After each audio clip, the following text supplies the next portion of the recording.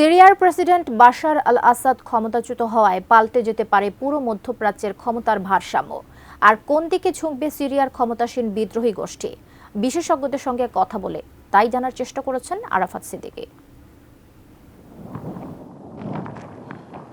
অর্ধ শতাব্দীর বেশি সময় ধরে সিরিয়ার রাষ্ট্র ক্ষমতায় ছিল আসাদ পরিবার। দেশটির ক্ষমতাচ্যুত প্রেসিডেন্ট বাশার আল আসাদ তার ২৪ বছরের শাসনামলে সবশেষ সিরিয়ার অন্তত ৭০% এলাকা নিয়ন্ত্রণে রাখতে পেরেছিলেন। রোববার সেই ৫৩ বছরের একনায়কতন্ত্রের অবসান ঘটিয়েছে কট্টর ইসলামপন্থী গোষ্ঠী হায়াত তাহরির আল শামস বা HTS। আন্তর্জাতিক সম্পর্ক বিশ্লেষক অধ্যাপক ইমতিয়াজ আহমেদ বলছেন, বাশার আল আসাদের মিত্র রাশিয়া ও ইরানের কিছুটা নিষ্ক্রিয়তা এই স্বৈরশাসকের দ্রুত পতনের অন্যতম গুরুত্বপূর্ণ কারণ। তবে খোলা চোখে দেখলে মধ্যপ্রাচ্যের ক্ষমতার ভারসাম্য এখন ইরানের বিপক্ষে যেতে পারে বলেও মনে করেন তিনি।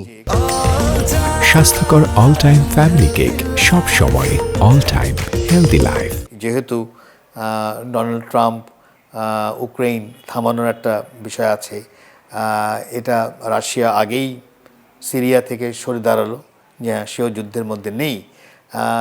যার জন্য বলছিলাম যে এটা বুঝতে আর একটু সময় লাগবে, তবে কোনো সন্দেহ নেই যে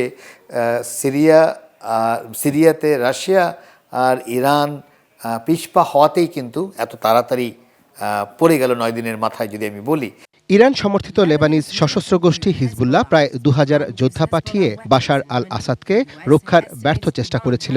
ইসরায়েলি বাহিনীর সঙ্গে কয়েকদিন আগেও যুদ্ধরত হিজবুল্লাহ এই অঞ্চলে পিছিয়ে পড়ায় মধ্যপ্রাচ্যের রাজনীতিতে নতুন সমীকরণ কী দাঁড়াবে তা বুঝতে সময় লাগতে পারে। অন্য কথা, ওই ধরনের একটা অ্যারেঞ্জমেন্টে যদি যেতে পারে যেটা সিরিয়া বড় আকারে ইউনাইটেড থাকবে, তাহলে তার ইম্প্যাক্টটা অনেক অন্য ধরনের হতে পারে। কারণ আমরা এখন পর্যন্ত HTS-এর কী ধরনের কর্মপন্থা হবে এটা কিন্তু অত স্পষ্ট না, যদিও তারা বলছে আমরা সবার সাথেই কাজ করবে, এবং সেটাও মনে হচ্ছে জনগণের উৎফুল্ল দেখে তাও মনে হচ্ছে যে হ্যাঁ, এটা বুঝে একটা ইউনাইটেড সিরিয়ার দিকে যাচ্ছে। কাজেই সিরিয়ার নতুন ক্ষমতাসীন বিদ্রোহী জোট কিভাবে দেশ পরিচালনা করবে, কোন দিকে ঝুঁকবে, তার উপর এখন অনেকাংশেই নির্ভর করছে মধ্যপ্রাচ্য পরিস্থিতি এবং বৈশ্বিক রাজনীতি। Arafat Siddiqui, ATN news, Dhaka.